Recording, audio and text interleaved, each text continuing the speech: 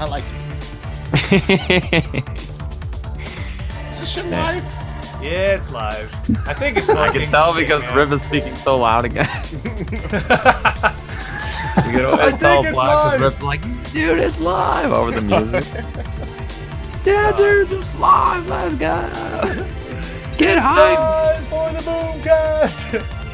Blue stuff. Oh my god. So much damage. Man, it's gonna be so much BOOMcast. Is it gonna kill Julian though? didn't know what Moonlit Wilderness was until yesterday. Oh my god. Julian. Wow. When you're playing at Wednesday Night Fights, it's the first time he's ever heard that. Holy moly. What a That's new Tekken player. Oh, you streamed the WNF yesterday, right? Yeah, I did. It was pretty damn fun, man. It's always fun. We'll talk about that later, I guess. All right. Yeah, I don't even know the topics, I guess. That's exactly what I was going to go over with you guys. We're going to talk about Eleague Tekken. We're going to talk about Tekken World Tour new season structure. That's right. For some reason, I wrote commentary as a topic, but I don't know why. I didn't. That's all I wrote. I don't know. We can talk about those guys signing with Team Liquid. Gotcha. We can talk about some free agents that are still left. Is there anything else I'm missing? What do you guys think? It's been 2 weeks. Anything else from any other franchises going on? That's the big one. I don't know. Final round is about to happen. That's probably. Oh, Dragon Ball announced new characters. Soul Calibur announced new characters. All right, Mike. You sound like you're up on that knowledge. We'll come to you for that information. Well, Dragon Ball is just Brawley and Bardock, right? Yes, sir. No release date though. Yeah. All right, here we go. Smash is having a more smelly. Smash just announced a new shit! game. Yeah. What?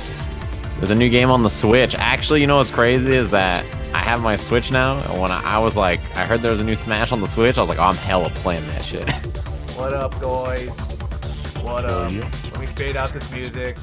Oh. Yeah, check it out. I did it correctly, I think. I hope that everyone's volume is okay. I think we actually fixed all the issues we've been having. Rickstah's busy eating over there. What are you eating over there, Rick? Nom. What you eating? Cereal? Some rice with something and peanut sauce. I don't know. Damn, that sounds Thai. Yeah, it sounds pretty Evening good. rice. Evening rice. The evening rice. Yeah, it's like 9 o'clock at night. He's just, yeah, just some rice, peanut sauce. Evening rice, boys. That's Damn, that was a big old scoop of rice. All right, here we go. What do we got here? This is BOOMcast number 13. We all just got back from Eleague for Tekken. We're going to talk about that. We're going to talk about the new season. Tekken World Tour was also announced over there at Eleague. And then all the other stuff that we just mentioned. Should be an easy show. Maybe a short show. Who knows? Could be a short show. No? Ricky says no? Oh, God. Do you guys hear the buzzing coming in? God damn it, no. Mike. Oh man. What is going on? This shit just got crazy. Why are your headphones so trash? It's so bad. I'm about to talk to my good friends at HyperX. I definitely need some new headphones. These are maybe I should just change this.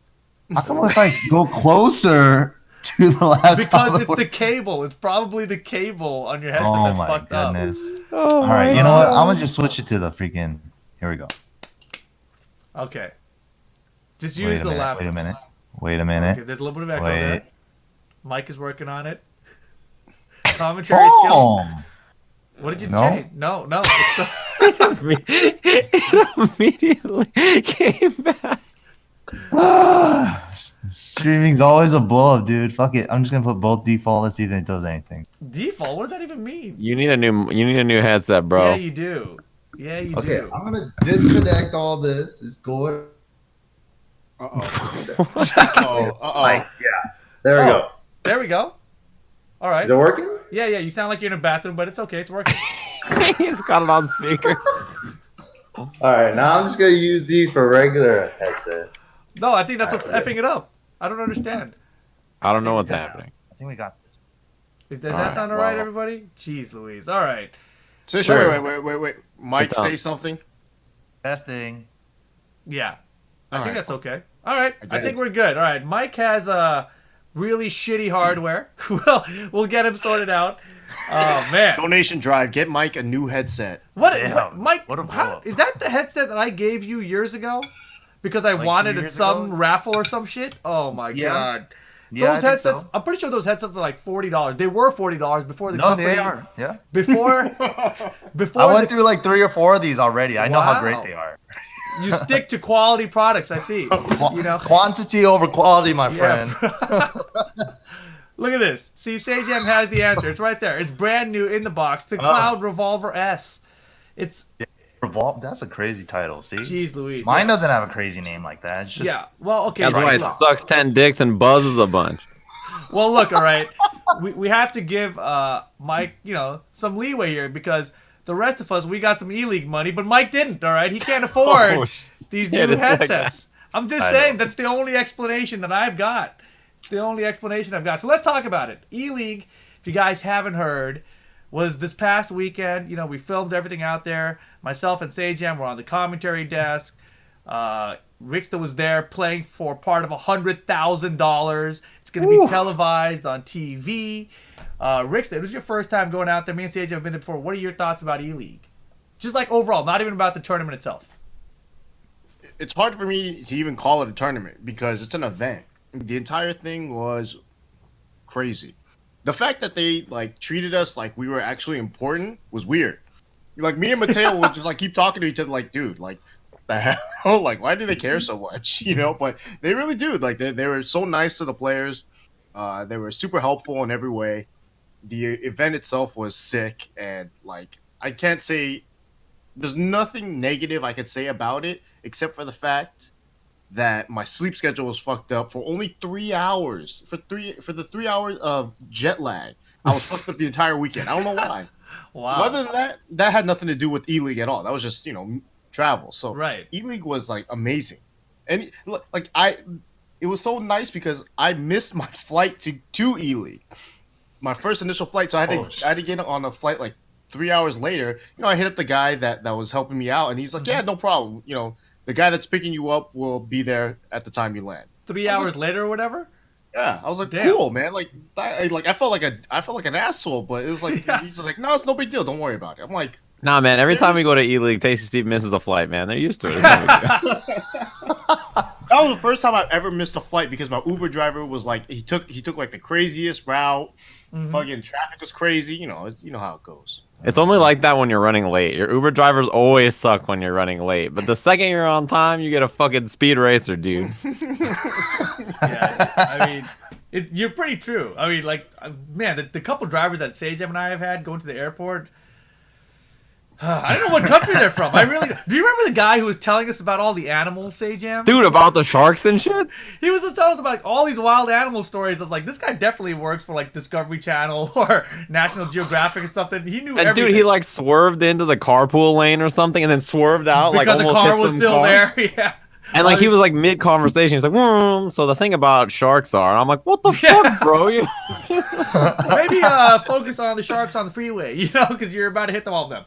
God, that was crazy. But yeah, Eleague, they always take care of us. It's always really nicely done. Rickstah, of course, when you tweet it out, what the fuck? There's a guy here at the airport with my name up. And I was like, wow, there's another guy at the airport with my name. That was so funny because me and Sajam have never been picked up from the airport. So we're like, son of a bitch, we don't get treated like players. This is whack. You guys got the VIP experience. I was just walking by and I see all the chauffeurs and shit, and I'm they're holding up these iPads with names. I'm like, Richard Uehara. Hey, someone else is in here with my name? Cool. And then I walk by and I'm like, wait a minute. I look back and and then I see Brawl Pro's name up there too. I was like, damn, that's kind of sick. Me and Brawl Pro probably landed at the same time and we were going to the same place and we had our own drivers. It was this shit was wild. Wait, wow. So you and Brawl Pro had separate drivers even though you landed the same time? Because his chauffeur was there when my chauffeur was there.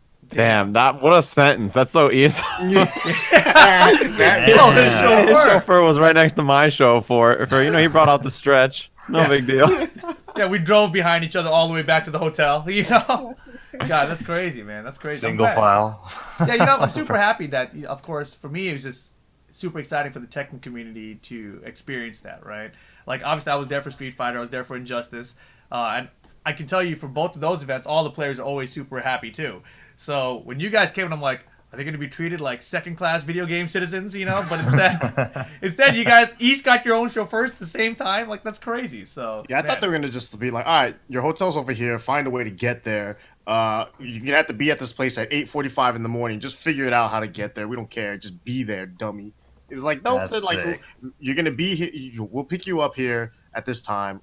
Shuttle will be there immediately. You know, they even like, we even got an email like, sometime in the morning where it's like, oh yeah, those times were the shuttle pickup, not the times you actually have to be here because you guys are all like super on time and shit. I'm like, on time? The FGC? What? But Never. You guys were so confused. You're like, what the fuck? No one's ever taken care of us. Let's fucking be there on time. You know? It felt like that. It felt like a job, but at the same time, it was like the nicest shit I've ever like been treated to. So yeah, it was cool. I can't even like think of one negative. Damn. About really? Not one negative? I really can't. Like the entire ever since from flying out to leaving, I was like, man, this was the sickest like time I've had. At just to play Tekken, it was sick. Just playing normal Tekken. Yeah. Yeah. I'm pretty upset because you had described that email you thought you were gonna get, which was like, you show up at the whatever, get to your hotel, get to wherever. That's what they send us. Like, when we show up, it's like, all right, you guys are here. Just fucking make it to the studio. Whatever. You guys will be fine. We don't have anybody at the airport. There's no Stephen Lyon sign at the airport. It's like once you finally get married and you finally, find out what they do in real life. It's like, oh, shit, this is what I signed up for? Yeah, wait, you do what in the bathroom? They're like, fucking these guys, they'll figure it out. Yeah, I was actually thinking, because I'm like one of those guys who's always late to everything. But, usually when I have to go to, like, work stuff, I'm kind of on time usually. Usually, I'm pretty good about it. But with, like, Eleague lately, even with the cars, because they send us cars to come pick us up, I'm like, Sajam will be sending us the group messages like, guys, the car's going to be here in 20 minutes. I'm going down right now. And I'll be like, I'll be down in 25 minutes. Like, It's so fucking bad, dude. It's crazy. Man. And there's always, like, the driver always looks at me, and the driver's like, are we ready? Are we missing anybody? I'm like, oh, there's one more. He's on the way. And he's like, I'm like, I could like text him or something. I don't know. And he's like, I said, fuck, I don't know what you want from me, dude. All right, let's talk about the actual event, the actual tournament itself. Ricky, since you're the only part of it, how did you think the draft went down, and how happy were you about the team that you ended up on? I was really happy about the team first off because I thought that we had a good chance to win it all, and the draft itself, I think, went according to how everyone thought it was going to play out. I think there was some surprise. Obviously, the Cuddle Core choices of Cody and Brawl Pro were interesting to a lot of us, especially Jimmy, of all people. Jimmy freaked out the most. Those picks. That was the funniest shit. When Jimmy saw Cody get picked, and he was like, he did the same thing. And Cody is running around the room with his hands up. Cody's running around. I'm pointing at Jimmy laughing because he's like, what the hell? God, that's so funny. Because I remember that was the round where, she was at one end of the captain's draft. She was first pick. Anik was last. So in the snake draft, they ended up both like getting double picks at a point, right? So that was Cuddle Core's double pick, Brawl Pro and Cody or something, right? What? The draft itself I thought was really interesting to be a part of because for me, I didn't know where I was going to go. I had no idea. But I knew at a certain point, like, I knew who I was going to get drafted by. And I realized it was, it was either going to be Fab or Anakin. I could tell just from how the flow of things were going. So I was happy to go to Fab's team because I thought that gave us a really strong team. And overall, I thought the draft itself was sick. I think the team aspect of Eleague was probably, especially for Tekken, made everything sick because who knows like how loud Pokechop would have gotten had it been singles and he was by himself on that stage, or how like animated all of us got really because we were all like in a team aspect like we're all like supportive of each other because we want to do well and camaraderie and all that, right and like after my team lost too, that's when I was like, well, I'm not part of any team now, so I'm gonna root for everybody because I wanted the entire tournament to go well. So I'm like, I'm telling Pokechop like, yo, fucking be loud, get hype. I'm telling Jimmy play well, because it's just like, when are we ever gonna do this again? We don't know if we're ever gonna do it again. So just have fun with it. And I think that we put on probably the best show we could have put on. Oh yeah, the storylines for this tournament were fantastic. Yeah, yeah. Except I don't want to be on the losing end of Shadow again. That was rough. You're the only he took person down on a your lot of team that bodies. did any work. You know, I don't know what happened. Yeah, I mean, I really think that had we sent anyone else up first, they would have done what I did, and then we all just lost to Shadow in any other order. At that time, Shadow was on some shit, man. He was playing so well, so can't even be mad. Shout outs to Shadow. That was super impressive. And of course, I was hanging out with your stupid ass team the night before. Man, they were the stupid. Hey, was it? Did I say anything? No. All right. Outside of Rickstah, Yeah, every single person on that team was like, "This is going to be the easiest win of our lives." In fact, I heard the sentence, "I think any of us could OCV their entire team," from like 3 people. I was like, "Damn." Yeah, they were so confident. And I remember even at the dinner, before we hung out with you guys, I was sitting over there and I was like, who do you guys have to take out Shadow? And, Peeling was over there like, Shadow? Pfft, I got him, no problem, And then I was like, dude, you sound way too confident right now is what I told him. And, in his defense, he had the closest match against Shadow, right? But then, of course, I asked Fab too, and Fab's like, nah, man, I play sets with him all the time. Score on line's rough for him. I was like, all right, man. I was like, all right, good luck, you guys. Good luck. And, we saw how it turned out. So, only Rickstah gets the spot on. The rest of his team will be cut out of TV. They don't even exist. It'll just be Ricky beating people up, doing demons. Dude, that was so sick. That's the crazy part about the team format. It's just like some people they only got one opponent to play, and then it was like part of an OCV streak or something. That sucks. Yeah. They became like fodder for television. As sorry to say, but it sucks, bro. They're gonna be in the montage for 2 seconds. They're gonna be sitting down, oh, sad face. Though, like I just got hit by some stuff face. All right, get up, next guy face. That's it. Like you got a couple of seconds on TV. Meanwhile, Rickstah's got at least 30 seconds. Yeah, I know it's sick, right? You're in there. I got to say though, seriously, is when you went up first, I think you took out Mateo first, right? That was like the first match that we had for that day, right? During filming, I'm pretty sure. It was the first match like that was happening on the stream for the filming, all that, right? Yeah, right. And so the crowd, I felt like, because that was the first time we had a crowd in there as well. They were kind of quiet in there. They weren't really feeling it. They were just like, they were getting into the vibe, right? And then of course, Pokechop goes up and he's like, I'm going next. And Ricky immediately stands up and starts popping off on him. Like, bring it. I was like, oh, let's go. And that got me all hyped because you stood up. And then the crowd got hyped. And then that was like the tone for the rest of the day. That shit right there set everything up. I'm so happy Pokechop went second. Because if he had sent Shadow up there and Shadow just started beating the shit out of your team, I would have been like, oh, God, this is going to be a blow-up of a show. And that was also Pokechop's run back on Ricky from SCR. Right, yeah. So, there's some nice backstory there. Yeah, it was great. You hit him with a key charge demon? Oh, the demon. He should have went up second. Damn.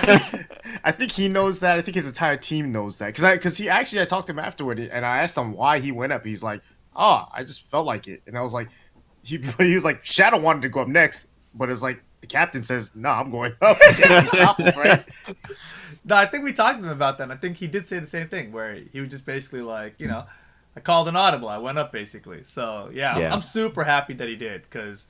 once he's out of the tournament is when Pokechop gets activated. Exactly. He should just go first. Right, or first or second every time, right? Right, because even in the later set, he was waiting to play. And all that time he was waiting, he's all quiet and just doing the hand warmer thing, But then once he loses, man, he's in there. He just starts talking. I'm like, yo, okay. I like this Pokechop much better. So yeah, dude, and the crowd was so good. Like the matches were great, but the crowd was so perfect, especially when Pokechop won that game against Jimmy, and their crowd ATL, the whole crowd. And I rewatched it today, and I realized, because I was telling Rip about this, but there was like the West Coast corner where it was like Rickstah, me, Peeling, and Sumi, and then there was like Speed Kicks in the corner who was like rooting for ATL. We were just like, shut the fuck up over there. Like we were just in the corner, and there was that chant, they're like ATL after Pokechop won the game, and then as soon as they got quiet, I just go, let's go, Jimmy, as loud as I can, and you could hear it on the video of me just yelling in the background, and the crowd was so pissed at us, but it didn't matter because Jimmy's just so sick. It's so funny because from the commentary desk, I heard some yells for Jimmy. I was like, oh, the crowd's turning. They're starting Nope. to like Jimmy out there. Yeah, I had no idea. I had no idea it was you guys. I just heard some noises yelling for Jimmy in the background. Yeah, there's only like 4 people yelling. It was myself, Jackie Tran would get loud, Jackie. except for as soon as Wayne got up, then he switched sides. Then it was Sajam and Sumi losing her voice when she shouldn't be yelling. She's all like coughing up blood while she's screaming. What? Gross. She was coughing. And then Peeling trying to throw his panties on the stage. Yeah, for Jimmy. Peeling being the biggest D rider of all time. Yeah, there was like something that Jimmy did. He was like, "I'm gonna play Brian now." Hold on, you know. I was like dying laughing. It was so funny. you He's guys- like, Jimmy, and then Jimmy looks over at him and like Oh gives him my a thumbs God. up. And Peeling's like, "Oh my God, he gave me a thumbs up." I was like, "Dude, Hold on, I actually have the video right here. Oh my god. Because oh, you have it? I have it because I just saw it yesterday, actually, and it's one of my million tabs. But this is Peeling during Jimmy's match. Let's see, can I? Look at that ATP bird. Oh boy. Oh my God, he almost fucking. Hey, I'm sound on that, man. What? Got no sound. Oh, this goddamn Twitter video too. Oh, he's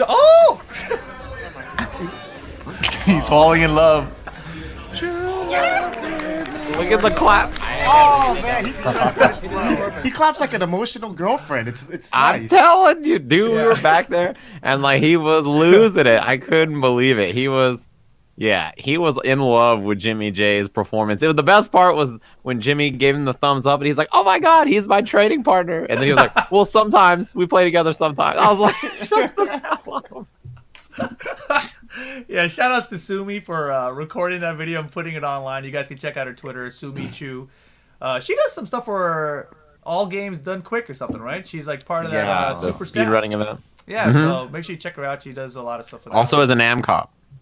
Yes. Most importantly, that. yes. Don't say anything stupid to her. There you go. There we go. Anything else happening from Eleague? What's he? But yeah, Eleague. I just wanted to say about Eleague. I really liked the storyline it created. I felt like it had a lot of good matches, like Shadow's performance, like we mentioned, real quick, and of course Cuddlecore defeating a bunch of top players. Right? Oh my goodness! It was like if there was a time to shine, it was a great time to pull it out, and there was no. It was like that Rage Against the Machine song. There's no better place than here. No better time than that. Is that the song? Man, I feel like they're gonna use that song now. I think they have to do it now. Oh You know, yeah. Yeah, it has to be And that. actually, before we went live, they actually had some Rage Against the Machine playing on heard the that. stage. Oh, that's right. I remember did. that because I was there. because we were getting mic'd up in the back, and I remember just like pounding on the table. I was getting amped up from that shit. That was a sick way to amp up the crowd. I didn't even think about it. Play some Rage. It'll get them amped up. No, yeah, of course, what Mike just said about Cuddlecore. That was crazy, right? You go back to the Captain's Challenge. It was just a single game format, and Cuddlecore goes up against Anakin. And like we were talking about, they met at Evolution. It was a close match. I felt like Cuddlecore should have taken it, whatever, because she made a couple mistakes, and that really cost her. But then this time she's like 3 rounds to 1, bopped.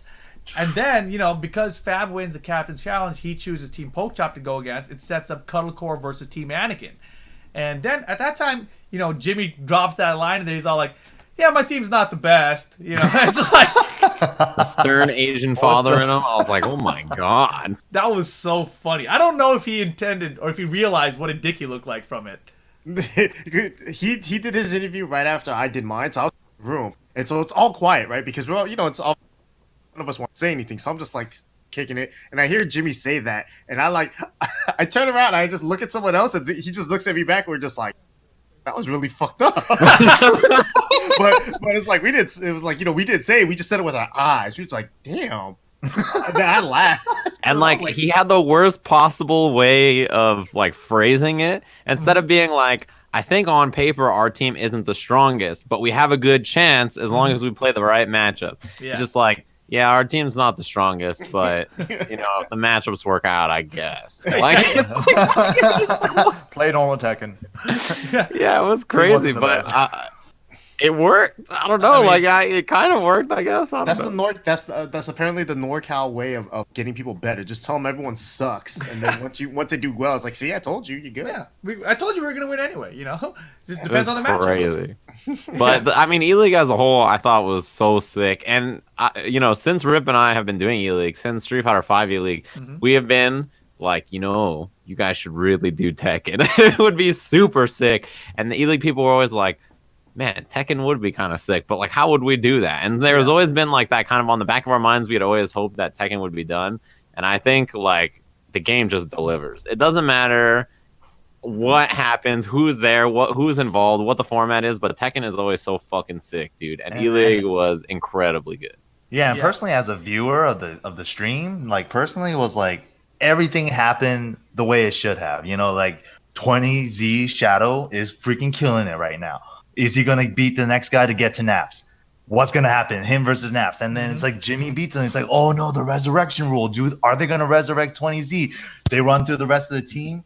A little Majin beats in the one game. It's like we have to resurrect Majin, right? It was He's like the only one. It was so poetic, honestly. The story, like from the first round to the second round, everything was like complete package. Right. Yeah. And the cool thing too is that like coming up, like everybody got to watch the whole thing on Twitch, right? Mm-hmm. But then for those of you who, you have parents or family members or whatever, like Ricky's family, I'm sure, right? Like you're going to have the TV portion that's going to come up soon. Mm-hmm. And it's like a little less gameplay than the people on Twitch or whatever, but it's got all the fancy features and the pretty desk and it looks really sick and everything. And you'd be like, yeah, this is like Tekken, and you can like introduce it, right? It's like a cool way to kind of like bridge the gap between like somebody who doesn't know anything about fighting games and like, a fighting game fan.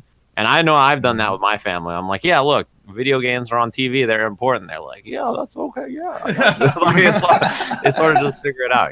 It's really cool. Yeah, for me, it was more like, oh, so this is what you were wasting your life with. It's like, oh, okay, yeah, I guess it's all right now. I guess it's not terrible. I'm like, yeah, see? I sat at a desk and I talked a lot. You made a lot of loud noises. Yeah. My mom saw the commentators at first. She was like, so that guy, one guy, Julio, and I was like, talk about Mark, right? She's like, yeah, the guy that looks Asian. I'm like, he's Filipino. And then she goes like, who's the guy, the black guy that he commentated with? I was like, Steve? And she goes like, no, the black guy. And I'm like, there's only a. It wasn't me. I'll tell you that. It wasn't me. I was like, Repaul Parbu? Oh my god! Yeah. Oh, tall, black, and handsome. Right? Tall, dark, and handsome, dude. That's for sure. That shit made me laugh so hard. That reminds me of when I used to do my YouTube videos. Like the first 2 years I did YouTube videos when I was like a 13 or 14-year-old white kid. I never had a webcam back then, so I just spoke on video. And the first video I ever did that had my face on it, the entire comment section was, oh my god, I thought Sajam was black. That was it. 13 or 14-year-old Sajam just had the feeling that he was a black guy. So I get why you would get that rip. It's happened to me before too. Yeah, it's not I got a big deal. Yeah, except they looked at me and they said I was black Sajam. Well, my mom's not gonna be the best person to define races here. All right, I know her well enough. I mean, yeah. The funny thing was usually on Eleague TV, I have a lot of makeup on. The lights are super bright, so usually I look a lot lighter. I feel like than I usually am. So whatever. It is what it is. It's not the end of the world. It's okay. I was born in Africa. We'll survive with this. That counts. Yeah, it counts. It counts. It's the end of the world. Yeah, I'm saying if everyone in the world thought I was black, it's not a big deal to me. That's what I'm saying, Ricky. Yeah, I could be South African. Yeah, you totally could. You'd be. Yeah, I don't even want to talk about what you would be if you were South African. That would be rough for you. Let me tell you. You don't want to be South African. Racing cheetahs? Yeah, maybe not. Maybe let's not go down that rabbit hole. All right. Rabbits? Okay. Yeah, sure. I wanted to talk about, Cuddlecore, obviously, right? I was going to say, Jimmy said, our team's not the best. She goes up against Team Anakin. And then she's like, all right, we're not going to put Jimmy up. No matter what, we're going to make sure Jimmy don't go up. Cody takes out speed kicks. And then Cuddlecore comes up. And she's like, boom, the rest of your team. Like, that shit was so impressive. Like, just the Anakin match. Oh, I forgot about this. In the Captain's Challenge, right, the day before, we knew Anakin was going to go up against Cuddlecore. And we happened to run into each other in the restroom. Myself, Anakin, and Markman. And I think Incognito was there, too. Oh, I thought you were just saying you ran into Cuddlecore in the bathroom. Like, you're in the wrong bathroom. Like, what are you doing? So, I'm like, whoa, this story back at MLG. No. That would have been Devastation with Eris and Ultra Dating. Devastation. But no, different story. So, basically, we run each other into the restroom. And I asked Anakin, like, are you going to use Jack? Because it's only one game here, and she's really good against Jack because she trains with Magnificent, obviously, right? And he's like, yeah, I'm going to use Jack. I'm like, And then Markman's like, you should use Geese. You know, we're not going to get to see Geese. Captain Challenge, not as important because it just determines what team you face off against, right? So it's not a big deal if you lose, necessarily. So let's show some Geese on TV. And Anakin's like, all right, I like this. This is a fateful meeting in the restroom. I'm like, all right, cool. So we go out there, and I'm expecting him to go Geese or Paul or something. Anything but Jack. And he goes Jack, and he gets bopped. So then in the real tournament, he goes up against her, picks Jack again. 3-0 rounds. I'm like, damn. And then he goes to character select. I'm like, oh, God, what's he going to do? And he picks Geese. 3-0 rounds again. I was like, oh, my God. And none of us knew. None of us commentary guys there knew. Cuddlecore trains with fighting GMs Geese. So she is super prepared for that matchup, too. I was like, oh, shit. Anakin had the wrongest picks. The wrongest. The wrongest. The most wrongest. The most Markman wrongest picks. planting the seeds. I know, and the best part about that is Incognito being in the bathroom at the same time, hearing it, and then going to gossip to everybody else. He's gonna pick Geese. He's gonna pick Geese. First thing Incock said as soon as he went to the players' lounge, just breaking news. He's like waving the newspaper around. I got it. Everybody gather around. extra. Oh, man. Yeah. Eleague. Captain's match. Oh, Captain's match. Read all about it. Fresh Man, off the press. You know, so one of the most like the hypest moments for us, as for me, like Sajam and Steve, we were all sitting in the players' lounge, right? We were watching I think grand finals back there. This is so sick. And then it's like, you know how the portraits were all there, right, for each team, and then the eliminated members had the X's on them. And so like we finally see Shadow take out the last member except for Jimmy, and so we saw it is just 4 X's and Jimmy versus the 4 remaining members on Team Pokechop. And Sajam, Steve, and I just we all looked at that. We're like, wow, it's gonna happen. We got hype. We're just like, oh Yeah, we gotta go out there, dude. We gotta go out there right now. Yep. dude, because once you saw that, you were like, oh, it's about to happen, and then it kind of got real, and then the hype started building up. Oh man, that was so fun. Like, it was all quiet in the room, like we're just talking like a normal conversation, and then the graphic comes up and it's just Jimmy's face alone, and we just literally like the room went quiet. We were like, we gotta get the fuck in that studio, and we like ran out into the studio, and like we got into the corner. That's when we had the corner of the West Coast. People were just standing there watching, like, this shit's about to get serious. Damn, that's it was so good. That's so sick. That's like such a storyline finish, dude. It's just And like Shadow had beaten like what, like three members of Jimmy's team, I think, right, already, and then had like 5-0 Ricky's team. So he was on like a streak, and then 8-0. Jimmy just goes out there, 2-0. No problem. And that's why, the resurrection rule at the end, I was like, are they going to bring back Shadow here? Because he didn't beat Jimmy a set. Only Majin was able to beat him a set, right? And it's like, I think they made the right move. Ricky came close, right? He was 1 round away from eliminating Jimmy, right? He was up 2-0 in the final game. That's why, Pokechop went up to Majin before the resurrection. He had a talk with them. I think he was probably considering throwing himself in the mix there. I think everyone knew Majin was the best pick, and I think no matter what, they would, if they reran that back, they would throw up Majin every single time. I don't think you can't. I don't know. I think because when I was thinking about it, I understand that, right? And I've thought about this multiple times because I was thinking about the format, right? This resurrection rule. Some people were turned off by it. They're like, why don't you just have it be standard, whatever. I think it just gave an extra twist for grand finals, similar to like a double elimination bracket, where you could have like a reset or something. So I wasn't particularly turned off by it because it was fair for both sides, right? Like, you guys can bring someone back, you guys can bring someone back. And then Jimmy, although he's quote unquote unbeatable, he lost a set. So if you really look at it, it was totally fine in my opinion. But I think when you look back at their choice of going Majin there, I think that at that point Majin won the first set, Jimmy wins the second set. So I feel like Jimmy's got the read now. He's had 5 or 6 games against you. He's ready for Majin now. And I feel like maybe you mix things up, just throwing Pokechop back in there, you throw Shadow back in there. Maybe Shadow's been watching now against the other 4 people, and Jimmy's went up. He's like, all right, I see what I was supposed to do. I don't know. That's why I don't know that I would have necessarily thrown up Majin there every single time afterwards. I don't know, because Shadow, to me, like, I think Jimmy beat him too clean to send up Shadow again, Yeah. So maybe Pokechop, but if you have to pick one of the two, I mean, Majin has already beat him, right? So you know that it's possible. Yeah. Yeah, it's a very difficult decision. Here's the thing, too, also. I talked to Jimmy about this, and he mentioned a certain person where I was like, dude, no one in America has ever since like Tekken 7 came out, right? Mm-hmm. No one in America has beaten Jimmy in a 1-2 set or 1-3 even, right? Mm-hmm. No one's beaten him in tournament. And he told me straight up, like, that's the reason why MYK exists. Because MYK is the only person to have beaten him in a set prior to Majin. What?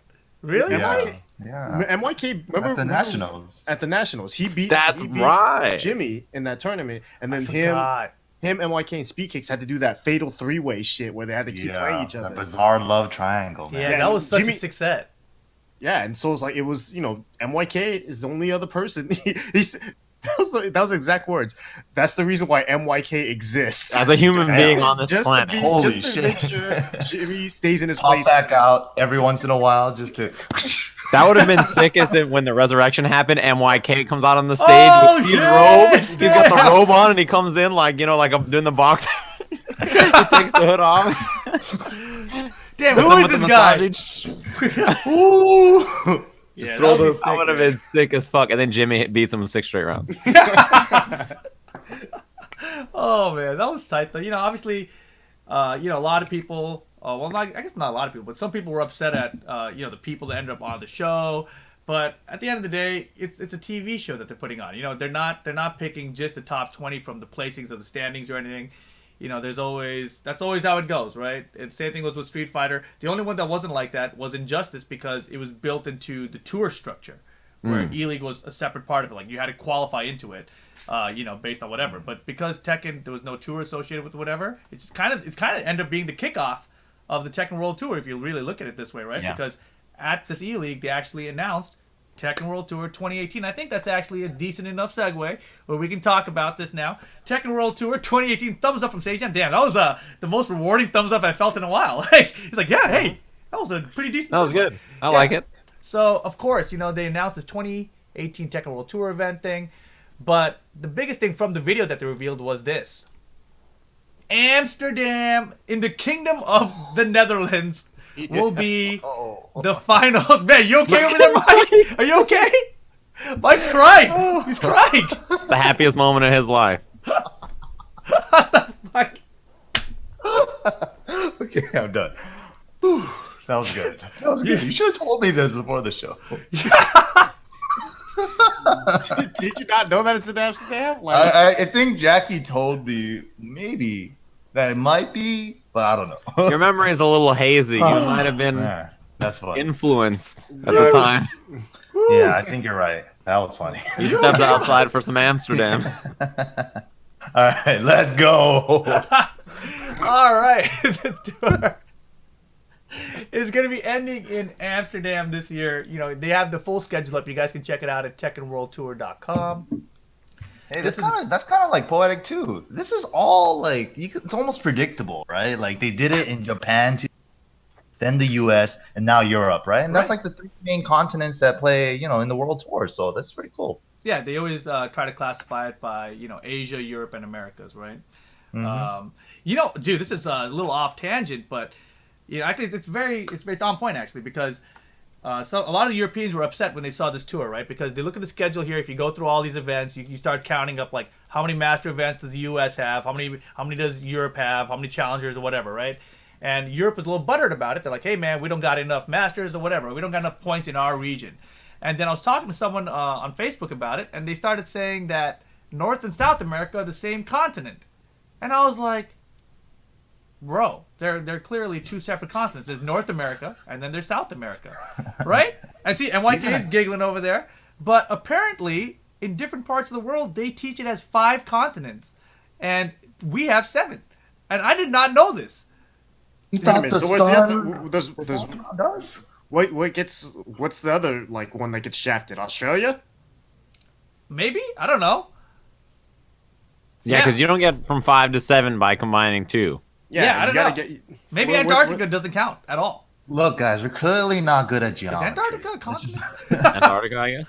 Yeah, I think they don't even count Is that like a European thing, or is like which country is that? It was somewhere in Europe, yeah. I don't know which one specifically, but it was Oh, that's definitely from interesting. Europe. I didn't know. I actually have never heard that Right, the continents and are so called differently like he that. said that to me, and I'm like, what the fuck? And so then he sent me a map where it's color coded, and I was like, what is this? And then He sent you a fucking bro, he map. sent me a He map. got like And His dude, little sister's fucking geography quiz. I was like, look, bro, even she knows. and dude, the thing about it that's even funny to me, the person who came to my defense was the real Law, and me and him have like you don't ever see us on the same side of the same thing ever, right? But he pulls up like the song about the 7 continents on YouTube, and he links it back at them, you know. I was like, he's like, y'all don't know about these 7 continents, and I was like, that's what I thought, you know. But there was hella people that thought there's only 5. So some people, when they look at the regional breakdown, they're like, wait, you know, what do you mean North and South America are different places? You know, we're like, That's interesting. yeah.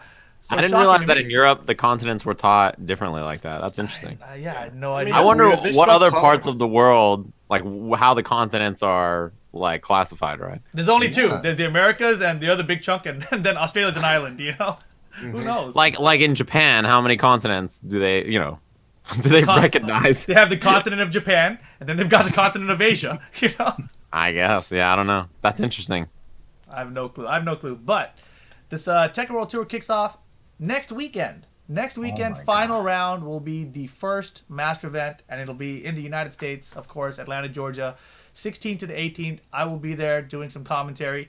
Sajam will be there doing CPT commentary, right? Yeah, I'll be doing Capcom Pro Tour stuff at final round, which is why I'll be streaming a bunch of analysis and peeking at the brackets and stuff, etc. In the next, I don't know, week. Nice. And Ricky, I know you signed up, but you haven't decided if you're going. What's the deal with that? We'll find out. As if anything crazy happens, I'll go. But as of right now, I don't have a ticket yet. And How they are much do the expensive people as need to shit. give you? Too much. Damn, too much. You Is guys the heard flight him. that expensive? Hold on. Hold on. Ricky's gonna need too much money, guys. So make sure you guys help him out there. He I has saw been on television now. Yeah, he's all esports now. He's, I saw your tweet saying you want to go to every tournament this year, every single one of them. You know, if you were sponsored by, I don't That know, would be a dream. UIU, they might have flown you. They may have. Yeah, To an but event. It's one of those weird things where I wasn't sponsored by them. How can I take something that wasn't there to take it? Fair enough. Also, yeah, I'm trying to hit up every tournament though. So Well, you'll see me you're not gonna be at able to a do lot that of- unless you go to final round next week. Final round, every tournament after final round. Wow. Are you seriously gonna try and do that? Yeah, I think so. I mean, I don't plan to miss any of the big tournaments. I guess some of the smaller ones, or the ones that I've never really gone to, I feel like I should try to go to, right? So Texas Showdown, there's a Summer Jam or something over there. Yeah, the fall classics, all everyone too. That'd be great. I can say that currently Rickstah's flight to Atlanta, the one that I'm on now, Yes. is $500. There you go. That's Sounds how much expensive. Rickstah needs for the flight. Just the Too flight. much. Just He's the already flight. paid for the registration, so that's lost money at this point. Damn. I've lost money before. Don't worry. Donating to final round. And speaking of which, they originally had it, I believe, scheduled to be a Saturday only tournament, right? So I booked my flight to arrive there at 5 p.m. on Friday, and then I hear it's a 2-day event where it's gonna be Tekken starts on Friday. So I was like, well, shit. So I had to change my flight, and so now my flight gets in at noon, and I hope that works out. It sucks. You already, they posted the pools already. You're on Saturday. In there. Well, he also meant for commentary. Right, yeah, in there. I yeah. was almost commentating CPT and one day of Tekken for a second. Damn, they're gonna pull you over. Hey, might need you over here. So that's. Have you ever done Tekken before in Atlanta 2 weeks ago? Yeah, sure, I can do it. Yeah, I'll try it again. No problem. Yeah, so that flight wouldn't have been as expensive if Rickstah booked it 2 weeks ago, No. but it is $500 that the people would have to give Rickstah. The people don't have to give me anything. They don't. But people are already saying that they would be willing to, Ricky. So it's not an impossible thing. Considering you stream a lot, you could actually have that happen. Do You know remember- that guy you emailed for E-League? Just be like, hey, they need me back for more E-League business. I need to fly into Atlanta. Yeah, just say hey, I forgot my hats. I need to come pick them up. I forgot my favorite Snoopy shirt. I need to come back. Oh Yeah, this man. shirt's sick. It's my lucky Snoopy shirt. Actually, didn't give me any luck at E-League. All right, let's take a look at this action. This is the rules for Tekken World Tour, right? These are the points breakdown. The points breakdown Points year. breaks downs. Yeah, the Points points breaks breakdowns. Everything has an S. Yeah, he's add S's to everything. So Ricky, I know you're pretty familiar with this. I saw your tweet about, based on the new rule set, how things would have shaken up from last year to this year. If you had done this year's rule set with last year's results, how it would have turned out.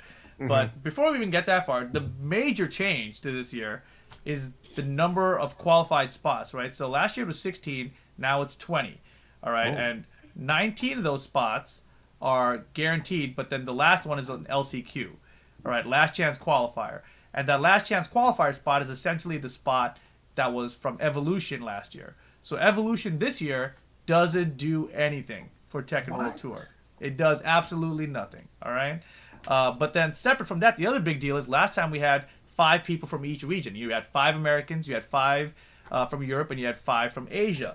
And if the Asians came to America, they could take our money, but they couldn't take our points, right? Well, I think they stopped us from getting our points, but they couldn't take them.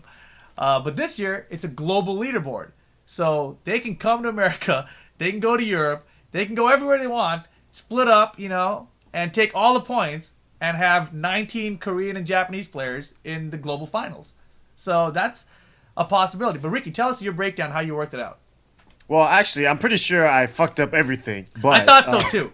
Because I didn't actually tally up any of the points. I just looked at the leaderboards from the finals and then just kind of ran with that. Yeah. But basically, America, because of how many events like JDCR, Saint, John Ding, and all those guys came and took our points, and how inconsistent America was outside of the top 4.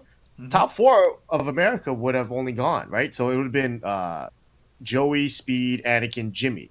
Then everything else was either Asians or Europeans, because the European tour kind of started late, I guess.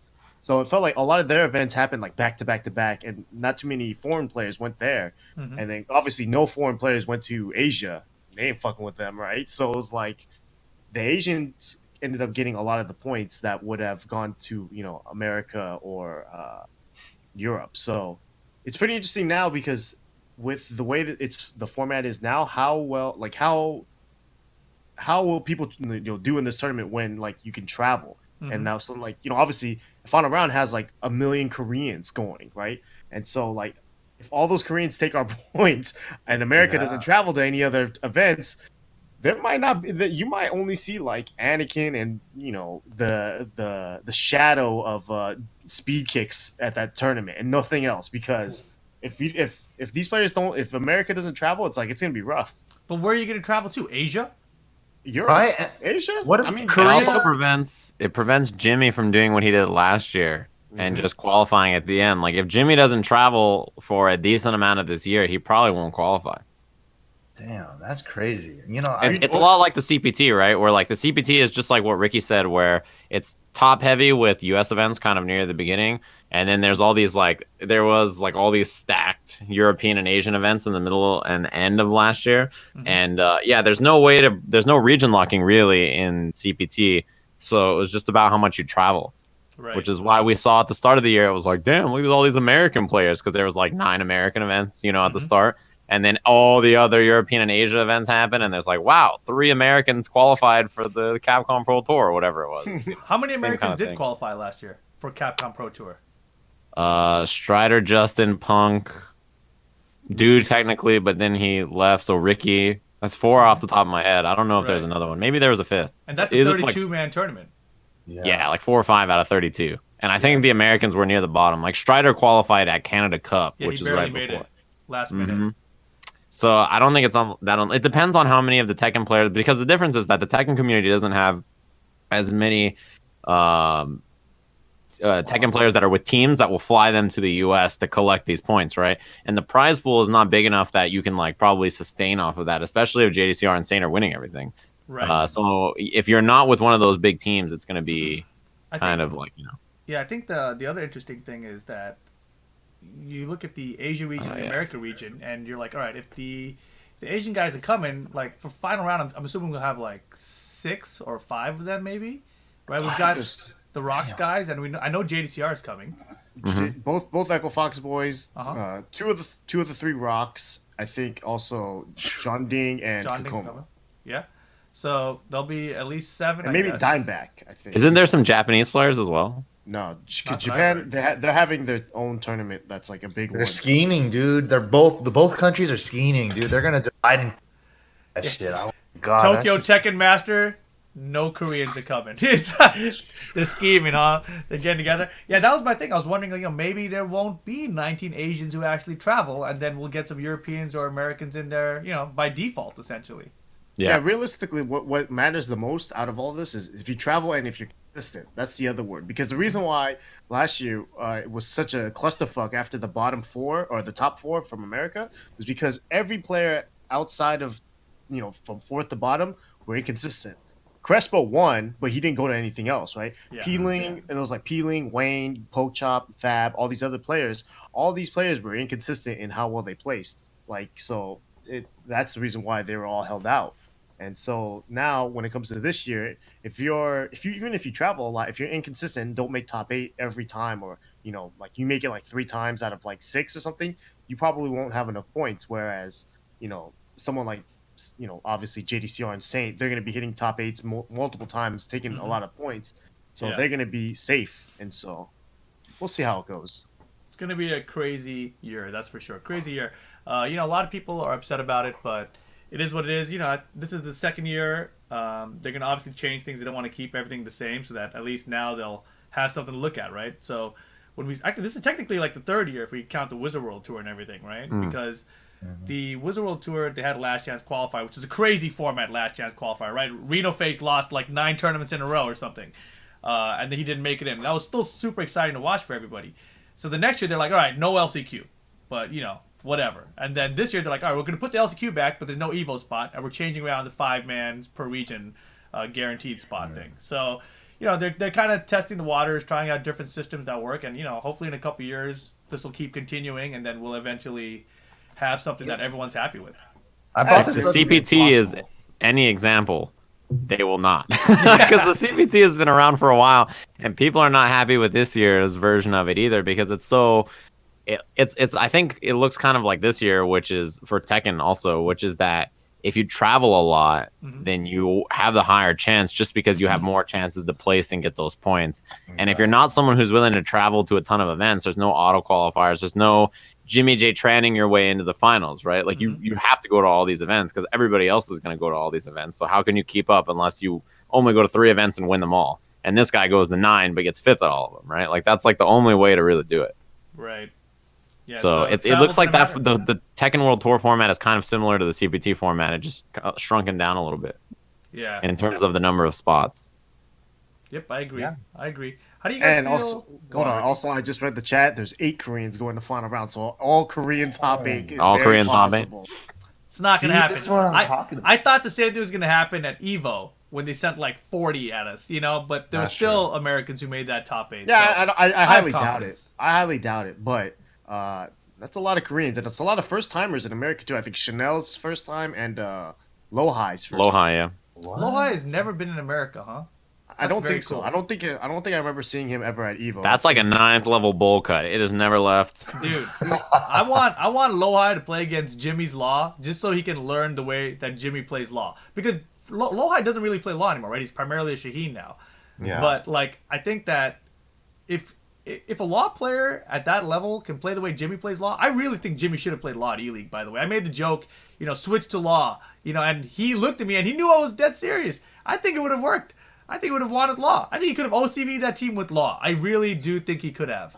Yeah, but he's not a Law player, and he'll never. I know, but he can totally do it, and it would have been sick.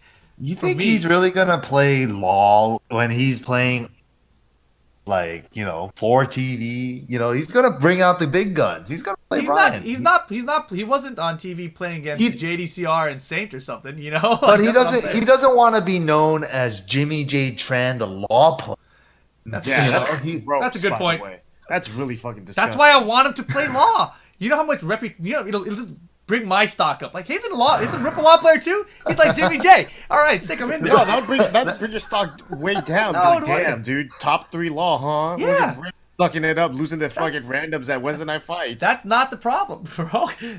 Anyways, I want to see Jimmy play some Law tournaments. not the problem.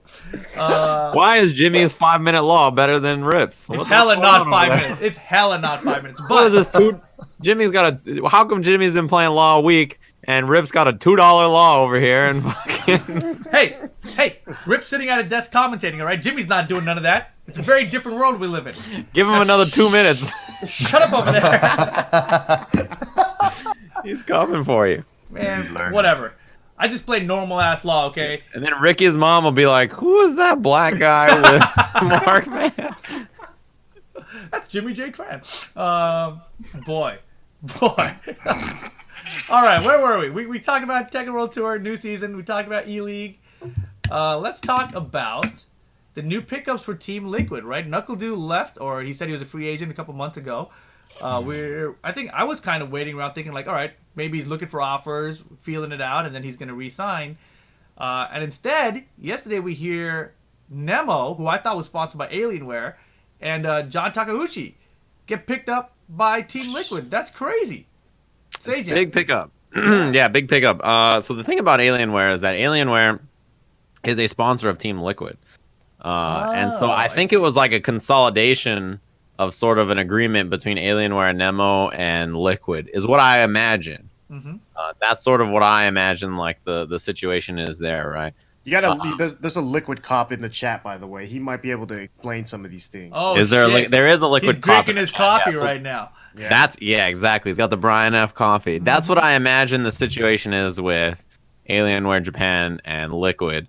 But yeah, that was sort of the interesting thing to me about that switch up. I gotta tell you, I'm really happy about these pickups for a lot of reasons, but very sad to see Nemo in a jersey. They really gotta hook my boy up with a polo. Dress shirt Suit. version, Get him a please. suit. Give him an all-white suit with a big-ass blue horse in the middle or something. That would I don't be care what it sick. is, right? He has to be in a suit. Yeah, he's only business attire customized.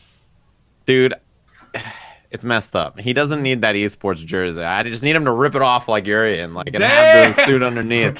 I can't handle him in the jersey, dude. It's He rips rough. off a suit into another suit. That's what I'm saying. But I really like the pickups. Liquid picked up 2 players, and I think they did it right.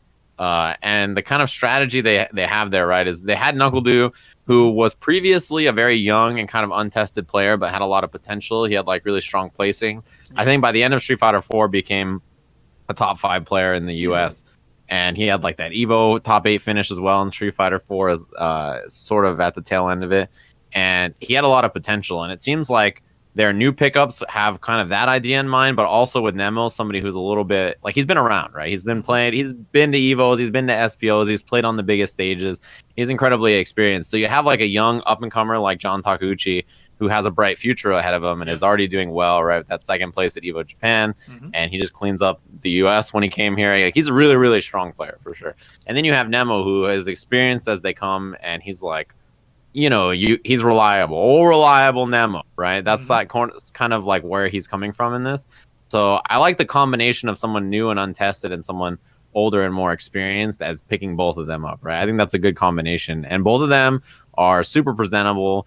They have really funny personalities, which is not always like, when there's a language barrier, it's kind of hard to understand what the personality of someone is like. But both of them are just so like, clearly, like, you can kind of see the people they are, right? Like Nemo had that handshake with Itabashi, and John Takeuchi, when he first came out, he had that crazy one where he beat like Haitani and Dogra's team at this Japanese like team tournament. He was doing the Rashido poses and he was like running around and stuff. Like, people know that he's kind of a silly guy. So both of them, despite the language barrier, have kind of shown their personalities to the US audience, and the US audience loves them already.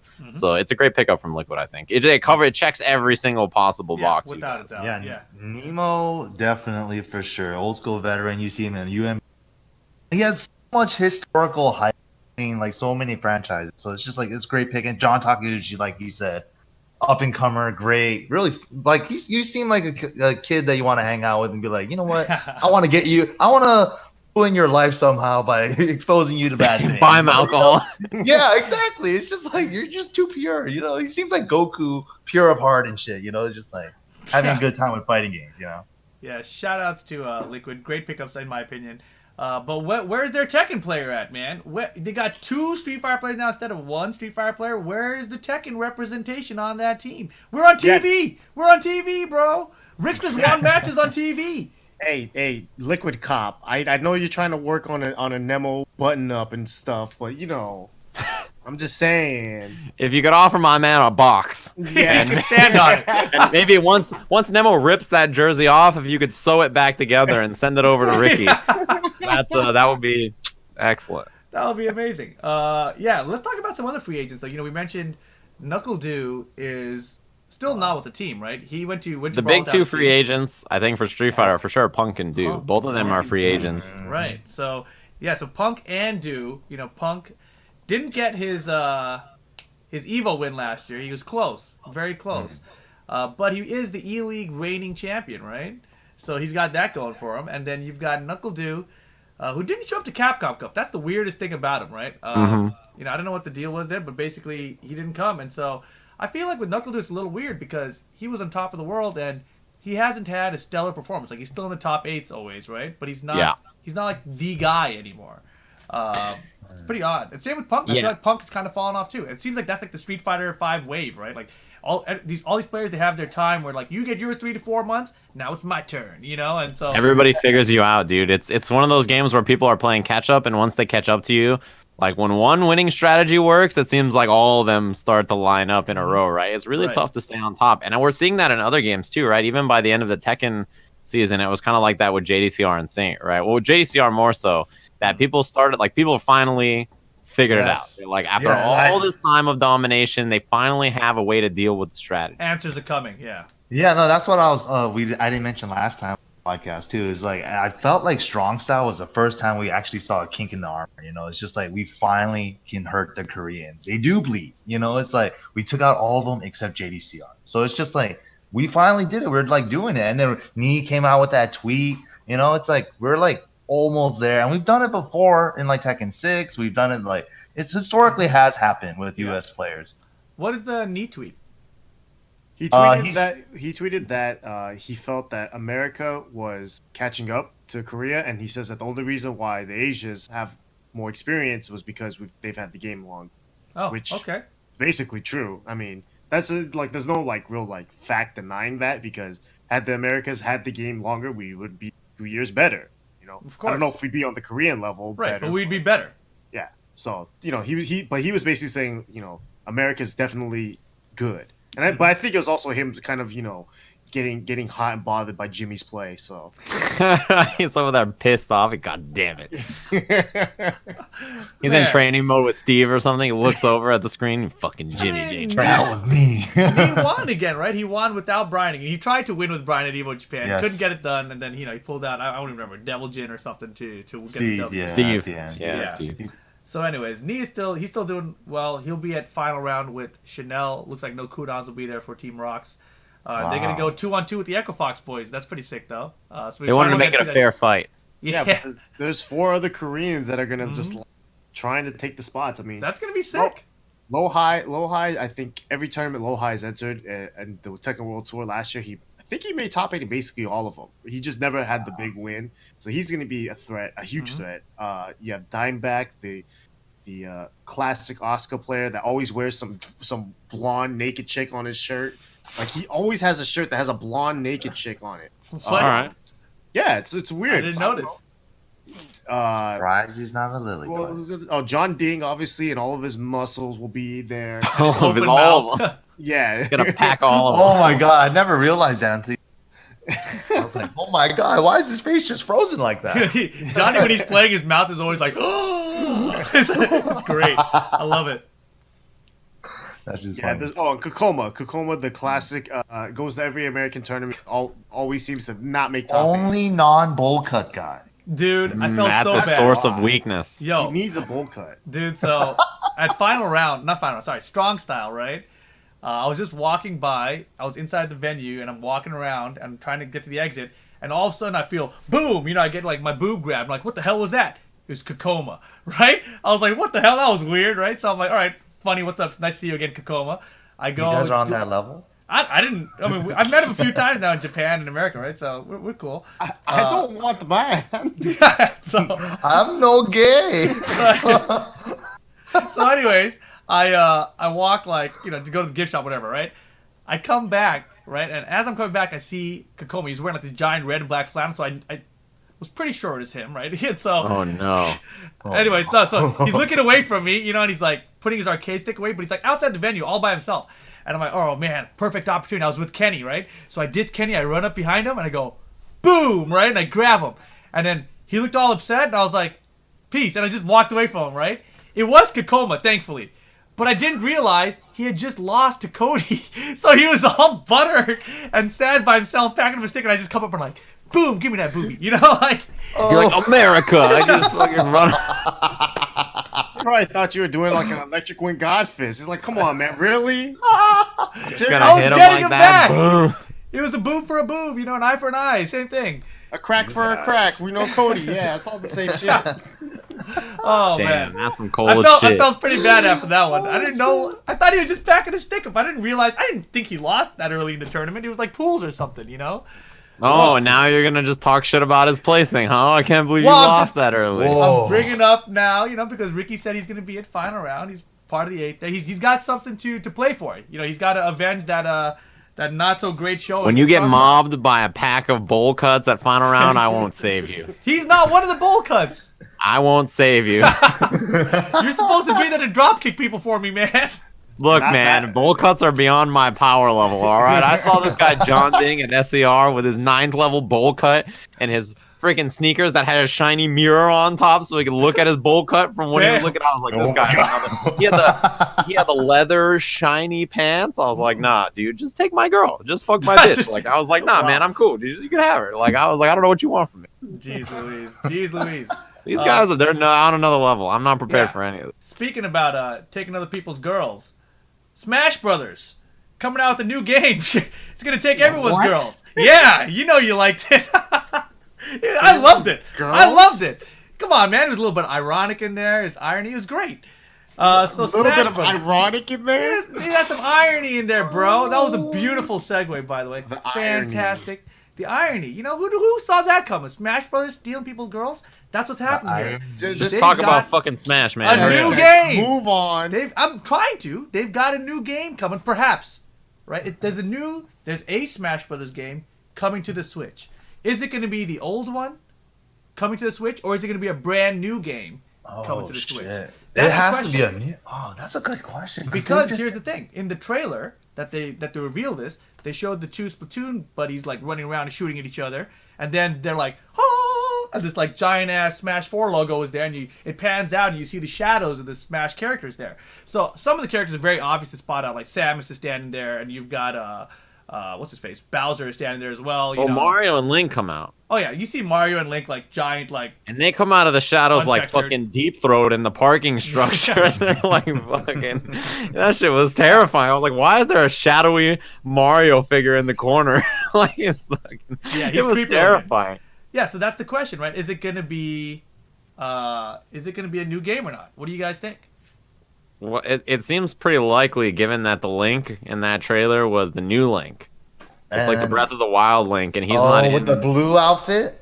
Well, I mean, he's all dark. You can't see I his see. face. You just got his Okay. profile, but it's like the new Link and not the old one. So I imagine it's probably the new one. All I know is that I own a Switch and have now used it almost a handful of times. So I'll probably buy a Smash for it because I gotta get some more Yeah. shit to play on the plane. If that is a new Smash game, I'll probably buy a Switch. Yeah, That's like, crazy. I I'm love looking my for an Switch now. excuse. Actually, Historically, for Nintendo, though, every new console, Smash. So this is due for them, right? Right. So the legacy continues, right? But Right. yeah, I've been and waiting Wii to U throw is away my- I've been Wii U waiting to sucked. throw away my deodorant, become a Smash player. So I can't wait. You ready to steal someone's girl? I see how it is. All right, see. gonna steal got you. someone. Ricky's gonna grow the bowl cut. Steal someone's girl. Mikey, why don't you fill us in? I mean, that's the Smash info, right? There's nothing else. Oh, I should say at the end of the trailer, it does say down there like a original game by Nintendo and HAL, and there's no mention of Bandai HAL? Namco in there. oh shit, How's it's been a new one, ignored. bro. It's Right. definitely a new But one. that's what I'm saying. The fact that there's no Bandai reference in there is Yeah. kind of like tipping people No off the fact- Capcom reference either, so it can't be Ryu DLC. Oh, that's interesting too. Yeah, so it Right? seems like it's going to be a new game, and separate from what Smash 4 was. Seems like it. Smash 5 or a spin-off? I don't know. We'll see. Yeah, Melee 2. It could be anything. Melee 2. The wave dashes are Smash. back. Yeah, who knows, dude? Who knows? All right, Mikey. How about you tell us about the new stuff in Dragon Ball and Soul Calibur? All right, in Dragon Ball, we'll start it off because I know a little bit more about it. We have 2 new characters, and actually, there's actually leaks about it too. Should I talk about that? Are we able to talk about that? I don't have an NDA. Do you? No, you're right. All right, so so there's some leaks, and then I think it confirms it. I mean, we see in Adult Gohan's like level 3. It has a level 3 from one of the movies, right? Non-canon crap, right? And the next characters announced are Broly and Bardock. Bardock is canon. Broly is considered non-canon and shit. And the leaks are saying that there's a DLC 1 and 2 pack. Yeah, there's a DLC 1 and 2 pack coming out for the game. 8 characters total. We got the first 2 announced. No release date, nothing like that. But we have Cooler on the list as one of the characters. If you guys know Frieza's brother. We also have Base Goku and Base Vegeta. Base? And somebody. Base. Yeah, just with the regular. black Another hair. Goku and Vegeta. Another Goku, yes. I didn't think we were gonna get the base ones though. All right. But think about it, Goku Kaioken! Yeah, he would definitely have to have Oh Kaioken, God, for he sure. would definitely have Kaioken. Oh, that would be tight. And his Okay, health I'm would hyped about it. drain. So Yeah. you would activate it and then activate sparking, so it would like counter. It'd be heal. like Adult Gohan, you know, where like he goes up to levels, to different Kaioken levels. Hits That would level be 20. tight. That That would be sick. tight. There's a Ricky's couple so hyped other ones about it. too. Yeah. A couple other ones too that I don't really remember off the top of my head, but just the fact that they're doing non-canon just makes me think that they could do whatever they want with this game Yeah, and of bring course. whatever character from the franchise, movie or not, So it's like, but the only thing is we just don't know when it's coming out. Yeah, And there's no release date. yeah, but the next thing I guess we could jump into is for Soul Calibur. They announced 8 characters, so it's like they have a whole 8 characters: Zazalalala and Ivy and all the other characters, but I don't remember their names. I feel like we talked about this last time because I talked about how Ivy was not wearing clothing. Yeah, she's wearing very little, and it's gonna I break couldn't off once believe she it. gets hit too. Yeah. Oh yeah, so- God. Yeah, that Yeah, game's not announced making it on 8. ESPN. No, that's definitely not. No. It's gonna have to I have hope like they- a parental lock just to Damn, play that's Ivy. crazy. I couldn't Paren- believe her outfit. That was You like turn off it's parental like- lock, you can't even select Ivy. She doesn't show up in the game at all. Turns into a dude. It turns into Voldo. with the same outfit. The dude Oh, with the same God. outfit.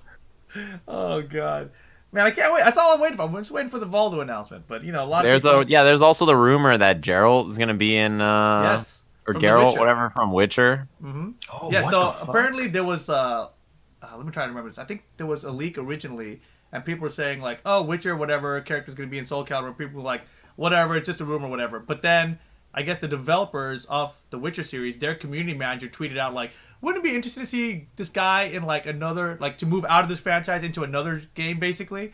And people were like, "What the fuck, is this it again?" So it sounds like from both sides now they're trying to stir it up and make it happen. So It'd be interesting be. for sure. yeah, definitely could happen. They're definitely not going to get Noctis. I don't know if you guys saw that. There was an interview where one of the Soul Calibur developers said something about how I do kind of wish we had gotten Noctis. We were all pretty jealous when we saw he was in Tekken. So that's not happening. I mean, it could, but it seems Like, unlikely these at this Tekken point. bitches stole our He's got a sword, bro. That's our fucking Right. What Funky do you mean? stuff. Yoshimitsu was in Tekken before he was in Soul Calibur. It's like, come on, man. You can't have all of them. Wait a Give us second. 2 swords. Wait a second. Say that again. Yoshimitsu was in Tekken before Soul Calibur. Okay, there you go. Yeah, I That's thought I what I heard said that the backwards. first I time. thought I heard it backwards. That's all. I got confused for a second. Damn, you got all defensive over there. I did because I Yeah. thought he was speaking some shenanigans over there. But it's fine. It's fine. But Soul Calibur will also be at final round. It'll be at final round. what? Oh, okay, yeah. okay. And they Newest said it'll build, be probably? newest build. Yeah, that's what they said. Oh, sweet. That's really cool. I Yeah. wish I got a chance to play that new build. I'll be at final could. round to play it. Me and Sajam will be there to play it, right, Ricky? Right, Ricky. I'll be the first 3 people in line, right, Ricky? Stage Oh have god. All right, I got nothing else. I think that's it. That's it for the show. You guys, any other topics I'm missing for this week? Chilling. It's been a Final nice round week. next week. NorCal Regionals later this End of month. the month. Yep. Yeah, Bunch of other announcements, I guess. tournaments. Yeah, I mean, I guess Yeah. we could look at the the schedule, right? Where is the Mhm. schedule? Let me pull it up really fast for everyone else. This is Busy the rules month. page, but yeah, the schedule is right here. Final round is going to be the first event, and then NorCal Regionals end of the month. There will be an event in Thailand. Tiger Uppercut will be happening. That's also a challenger event. NorCal Regionals, a challenger The most event. important event that's upcoming is tomorrow night. Kemonomichi is happening. Oh yeah. Thank you. for bringing that Kemonomichi up. is tomorrow night, and it is 8 p.m. PST, in case Okay. you guys are curious. Beautiful. So 11 p.m. Eastern. It's happening the 10th in Japan, which is the 9th at night here in the US of A. Mhm. So Kemonomichi is happening. I actually watched the Daigo Tokido trailer on my stream today, and I don't know if you guys saw it, but there's a new trailer out for the matches. Yeah. And it's players weigh in on the matchup. So for Mhm. Tekken, they interviewed a bunch of people like Yeah. Shooty and like all these people, and like, what do you think about the match? Who's gonna win? Like, who has the better odds? And there was like all this discussion, and it was like this like thing where Yu Basically said like, if she loses this match, she's retiring from Tekken. Like that's how serious Retirement this is. match. This is like a retirement match. She's like, there's no way I could lose this match. This match is so important to me. If I lose, it's over. There's the Daigo and Tokido trailer, and then they came out with the interview where they interviewed like Mago, Momochi, and Bonchan and had them talk about the match. And it was so great because all of them were like, yeah, this is going to be a really sick match. And then they're like, who do you think is going to win? And all of them were like, well, Daigo. Like all of them, they didn't want to admit it. They're like, it's going to be a good match. Like, who's going to win? Daigo. But then they had like that Tasty Steve answer where there was like, who's going to win? Daigo. But in my heart, I'm rooting for Tokido. Like it was. But it's like they weren't even like I'm hella rooting for Tokyo. It's like Bonta was like, I guess I root for Tokido just a slight. Like it's like you could tell he was torn, man. That was like, damn. It was gang related over there. Yeah, that shit, man. it's so serious. You know, Daigo was like, "Yo, man, what's good? Like, why you have to say all that?" He's like off the camera with a knife, just waiting. Where is the stream gonna be? Beast TV. It's on Daigo's channel. Daigo's So channel. Beast it'll be on TV. Daigo's channel. They have the ST match, the Tekken match, and I believe the Street Fighter V match is last. I think that's the way it's gonna go. ST, Tekken, Street Fighter V. I will definitely be watching Kemonomichi. It's gonna be I hell. will as well. It sounds crazy. It's first to 10, right? First to That's 10 what sets. I'm at. Yeah. So okay, let's make our picks I here. love Let's make our those. picks. Who's got Yu and who's got Tanukana? MYK. You go first. Why do you have to put me on the spot, man? I don't. Who's Yu? Who does she play? You tell me the character. Okay. Whoa, Mike, hold on. The You fact don't that know any just- of the lore? The fact that you had just said that means you got to go watch these damn trailers. The trailers You have are to go watch incredible. the trailers. By the end of that trailer, you'll be like, you know when you're in a movie and you see a really good trailer before the movie and you're like, dude, I'm hella gonna go watch that shit. That shit is sick. Like that's gonna be you after the just trailer. like You gotta that. watch What? the Yu Tanakana trailer and the Daigo Tokido Here- trailer. here, And you I'll have to give watch you the ST trailer. Just Abbreviated lore, right? It's Yu is the old school Link player who Tanukana used to look up to. And now she's heard about Tanukana being a pro player, and she's like, what the hell? She's a pro player now? And like, Tanukana used to go over there and be like, I just want to play you, and then you used to beat her ass and send her home. That's what she said. And so now they're going to play first to 10. And it's a retirement match for Yu. Oh my! Not a retirement goodness. match. It's only a retirement match. match. For Yeah, but so Yu. That's what I said. So are you saying that she's losing, and she's retiring? No, it's a match for it. Like, if she wins, she's not going to retire. Steal your girlfriend, huh? Yeah. What are you saying? You sound like a Smash player over there. MYK, go on with your pick, would you? Oh man, that's like the story of the master student, huh? Mhm. I mean, we kind of had one of those in recent years. We had what is it, BKC versus Jimmy, and then he Oh, yeah. made him retire Brian. Will it be Mhm. the same story? I don't know. I don't know. Like maybe she taught her Ling, but maybe it's not Tekken 7 Ling. Maybe it's Tekken 5 shitty ass Ling back then. You know. So She plays some Tekken 7. Yu's been solid for quite a long time. Yeah. Even in Tekken 7. She took a break because she's a mother. So oh shit. Yeah. God damn. You know what? fucking Mike. I'm gonna fucking root for Yu. You know what? Let's do it. Let's go Yu. All right. I don't want you to retire. You got There this. you go. I believe in MYK's you. got Yu. Ricky. the funny thing is that they interviewed what I guess in the line of things is the grandmother, right? So there's Maxie. She is like the old school Link player. Then she said she calls her daughter Yu and her granddaughter Tanukana. Damn. So this is a family this is family, and it's like now it's like she's got to choose her favorite daughter, and she couldn't choose. I don't think she chose. Nah, it's too hard. But the interesting thing about the interviews, right, where they said like Tanukana is an offensive player, while Yu Yu is a very defensive player. Right. And they said in Tekken 7, it seems like that kind of shifts towards, favoring the offensive player more. Mm-hmm. Oh man, Pikosu also said like Tanukana has trash ass defense. That's what he said. That was sick. Did. That made me laugh. Yeah, I laughed at that too. Man, because I have to go based on this. JT Chinoy and Jimmy have a $20 bet on this match because they've chosen their waifus way before this match was even announced. So I'm gonna go side with Jimmy, and I'm gonna choose Tanukana. And then after Tanukana beats Yu Yu, I want her to get on the mic and call out Julian. That would be so sick. What a step down. Beautiful, dude. Come on. Actually, I really don't know who's gonna win. I actually really like Yu Yu though, so I hope she doesn't retire. I hope she keeps playing. So Me too. So just because of that, I'm gonna root for Yu Yu. Damn. But I still think Tanukana. Damn, you just had the Bonchan answer, bro. I did. I really, because I like both of them, but I think Yu Yu's better, but maybe not right now. You know what I mean? Yeah. All right, I don't Sajam, who you got? I think I like Yu Yu. Wow, because that's it, huh? I watched the videos and I checked the tapes. Yeah. And I did my homework and I watched Yu Yu play and I was like, damn, Yu Yu's fucking good. And then I kept hearing all this lore actually about the fact that like Tanukana went to the arcade and challenged Yu Yu or something like that. And I don't know how recent this was, but apparently Yu Yu 10-0'd her. Yeah. That's a while ago, I think. That was a long time ago, right? Yours, I think. I think that was before Yu took her hiatus. Yeah, it was like a long time ago. And I think something like that does not go away, I feel like. In my heart, that's something that lasts forever. So I'm just going to go...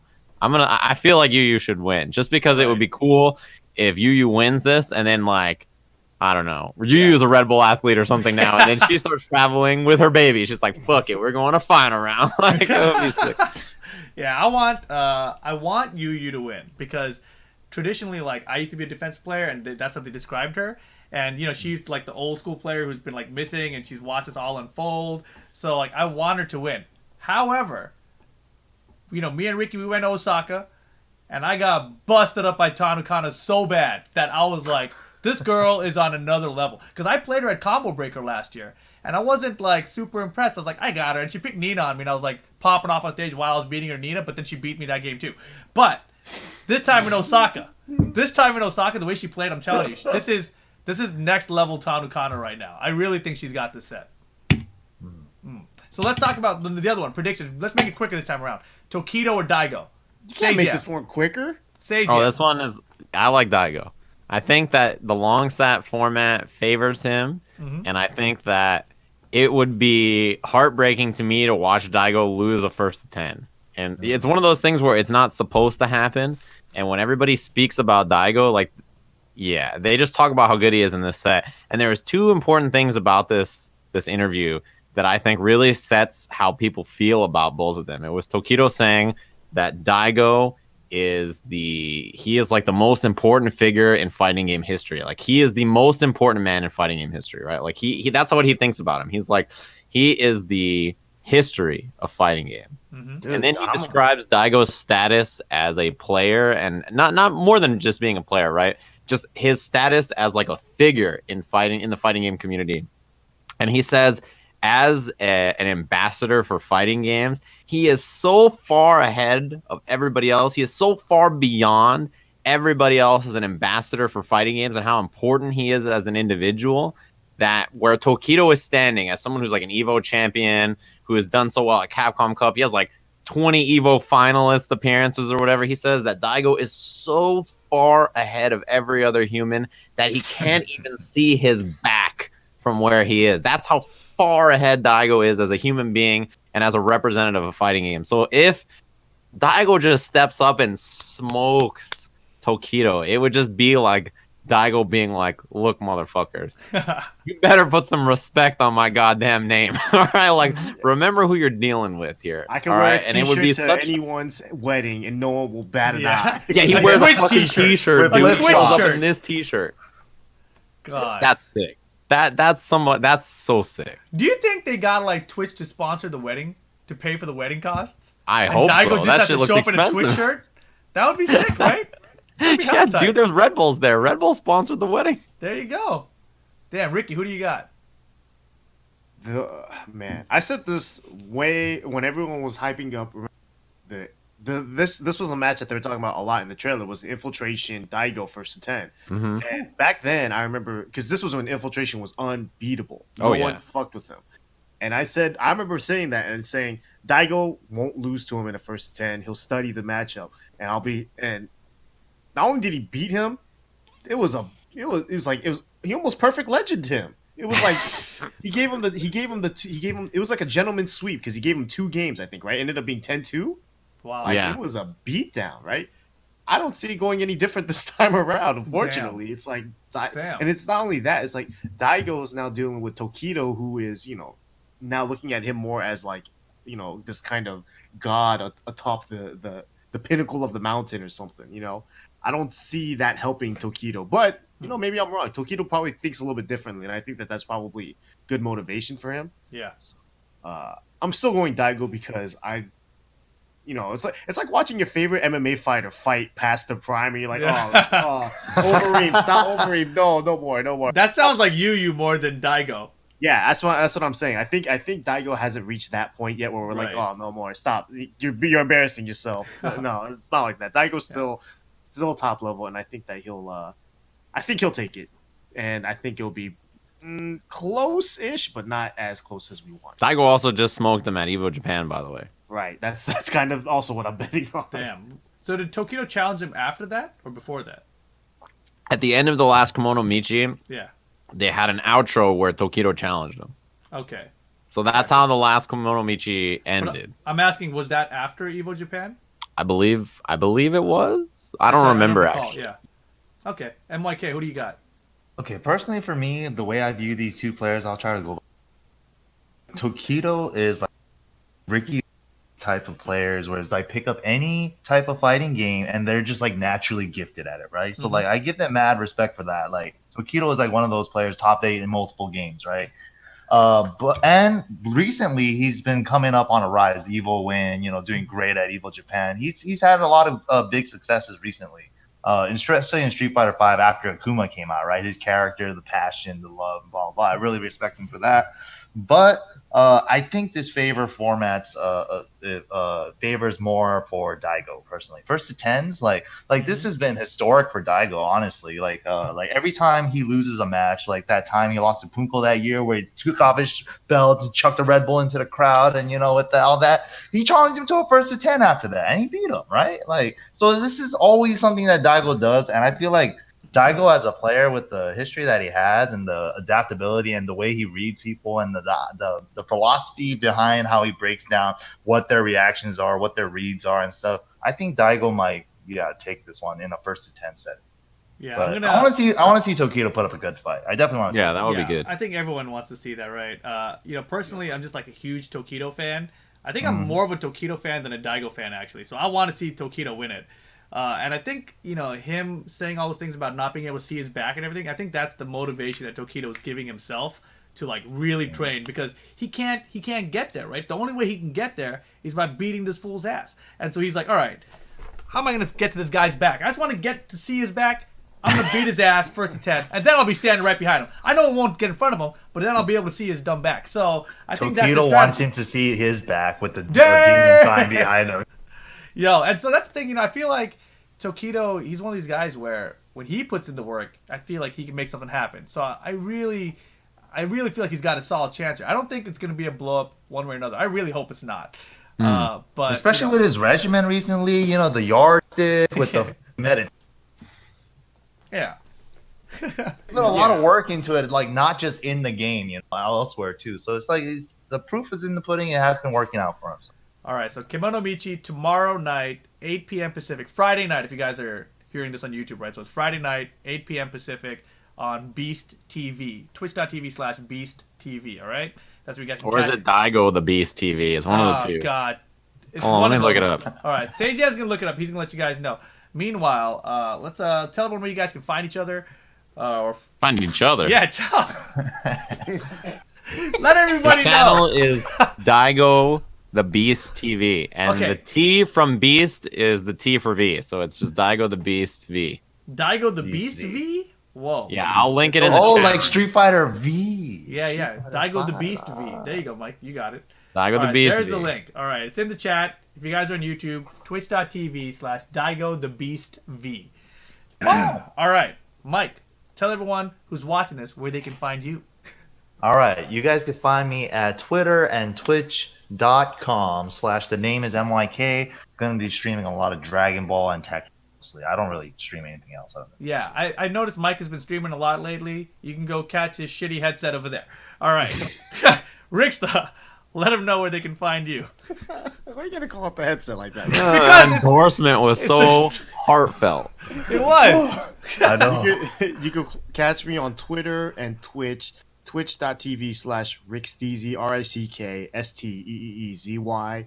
My parents have found out about my Twitch and Twitter accounts, so I'm going to be super mellow for the rest of my life. You'll never see me say another curse word. I'm going to be. You're going to go. polite. I'm going to read song request, my neck, my back. Is Yeah, Ricky it's gonna Yakuza games and like talk to those girls and pick them up still? Nope. Yakuza Game Band. I'm only playing Sesame Streets and everything else. So yeah, Gonna go find your IRL stream in Japan.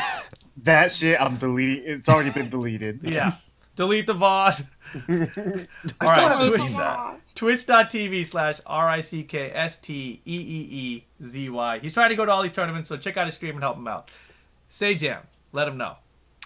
You can find me Twitter and Twitch at Sajam, Sajam, and the YouTube is Superman Sajam, where I have, by the way, uploaded the match analysis, or I should say my YouTube guys uploaded the match analysis for the entire Dragon Ball FighterZ Top 8 at Winter Brawl, and all of Capcom Cup, and all of EVO Japan Street Fighter 5 Top 8, besides the Grand Finals, which I did today. So if you guys need any of that in your life, go ahead and check it out. And I just had some new emotes on my Twitch channel today, which you can see in the chat. So go subscribe to my Twitch. Handle it. You got the hit, you got the Hoop Squad, you got the Urian.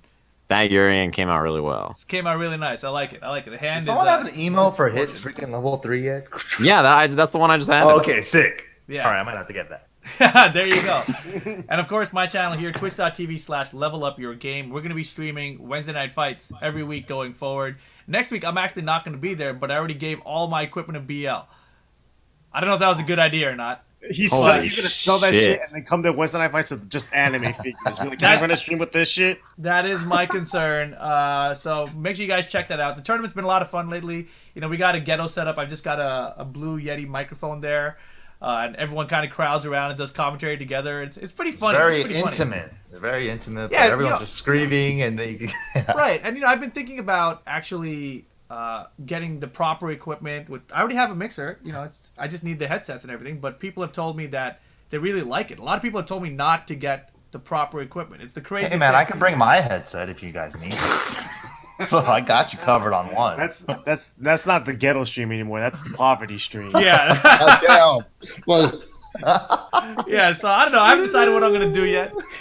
I haven't decided. But yeah, last night was a ton of fun. Make sure you guys check it out. It's on the YouTube channel already, actually. So the top 3 of the tournaments will always end up on the YouTube channel, youtube.com/levelupyourgame. Do you guys have anyone to leave behind this week? Anybody? I'm not going to call anyone out. myself, and my headphones. Myself from Eleague, and my headphones from this stream. Wow. That's a pretty good one. That's pretty good, actually. Ricky, Sajam, you guys got anything? Sure. I have 2. Ooh. First of all, I was left behind by all of the Twitter drama after E-League was over. I didn't tweet at anybody. I didn't get tweeted at. It was fucking lovely. I saw you losers all fighting each other on Twitter. You guys were fucking equipping your 9th level bowl cuts, and I was fucking chilling and playing some Vermintide. So I got left behind out of all the drama on social Damn. media, and I loved every fucking second of it. I had my Bummer. big ass nose buried away where you couldn't find me, and I was Bummer. very but my second left behind calling that's not myself is definitely Run It Black. Why? And it's not an unfriendly left behind calling. You know, I got nothing against Run It Black. And in fact, he made an argument when E-League was announced that he should have been on the show. And I agree with him that he is a talented fighting game player, and it would have been cool to have him on E-League because win or lose, he would have been a bitch. And that would have been great for television and the story as a whole. But in particular, Run It Black complained about Kawaii Face Miles and that Kawaii Face Miles did not belong on E-League. And now Kawaii Face Miles is, of course, an E-League champion. So Run It Black was clearly wrong. Kawaii Face Miles is a champ level player. Yeah. And Run It Black is, I mean, of all the people to go after, the person who won the event, come on, you got to reevaluate what you're thinking there, Run It Black. So clearly he was he was left behind by his own his own choice words. Well done, Sajam. Well Somebody done. in the chat says Kawaii Face Miles didn't do anything. She did nothing besides win the event. Yeah, bro. She's got a medal. Do you have a medal? Does Run It Black have an E-League medal? I saw Harada in a gi. Yeah. Hand over the medal and put it on her neck. So if you guys think that she did nothing, ask Rickstah where his medal's at. Ask her bank account. She took it from me. She straight up strong-armed it from my neck. Damn. You didn't break the throw like speed kicks? No, that shit Speaking was definitely hard. did not break No, the he throw. didn't. No, she came in for the command throw after. Yeah. Dude, that was a 1+2 funny. if I've ever seen one. I'm telling you what. That was really She is funny. $10,000 richer. And you know what? So they did an interview with her, I think, after the draft. And let me tell you guys right now, she killed that interview. She was easily, you know, it's like she's so like natural on the mic. So there's the reason why is had they put Run It Black as the last pick and him do the interview, that would have been a huge shit show. Yeah. So she killed it, and that's the end of that. You know, don't be mad that she's doing well. She's an E-League champion. She's Ricky, a champ. You can't argue with the results. You got anyone to leave behind? Damn, you just came off of E-League. That's crazy. Go on. Yeah, I mean, I've been so happy this past fucking week. It's hard to be like mad about anything. So, no, there's no one to leave behind. Everyone come along for the ride. That's Rickstah's awesome, got a man. bus now. Yeah, dude. Oh, Okay. Yeah, that's about it. That's about it. Hey, it's fine, man. You don't gotta leave someone behind every week. It's not. I'm not that strict about this, I guess. For me, you know, Sajam mentioned that he didn't get any Twitter drama. I wasn't planning to. I really was not planning to. It just, I saw this tweet that was directed at me without tagging me, right? And I didn't bother reading the rest of it, to be honest. Like, I skimmed it, and I saw the part that referenced me, and I was like, what the fuck is this? So I quoted it, and I was like, hey, what the fuck? You know? And then I was, like, literally on the toilet as I tweeted that, right? And my phone dies as he replies to me. So I was typing my reply to him, and my phone died. And I was like, all right, well, whatever. I'll finish my business. I'll get back to him. You know? So, like, literally 4 to 5 minutes later, I plug my phone in. It's charging up. I bring it up, and I see, like, 10 tweeted quotes at me about this shit. And it ends with, like, and, you know, basically, in conclusion, fuck off, Repaul. I was like, what the fuck? I didn't even get to reply. Like, it was crazy. Absolutely crazy. So, whatever. Like, I don't even care. Then, like, you know, when I looked at that, I was getting a reply, and I saw that, and I was like, I don't even need to. That's just craziness. So, what I'm actually leaving behind is FedEx. Because these motherfuckers, again, I was supposed to get a package today. I'm supposed to get a package today. I'm supposed to get a package today. All right? Look, I'm supposed to get a package today. And what happens? I wait all day for it. I'm sitting on my couch. And sure enough, right before this podcast where we're supposed to meet up, I get a text message saying, hey, you weren't at your door, motherfucker. And I'm like, excuse me, sir. I've been sitting beside my door all damn day long.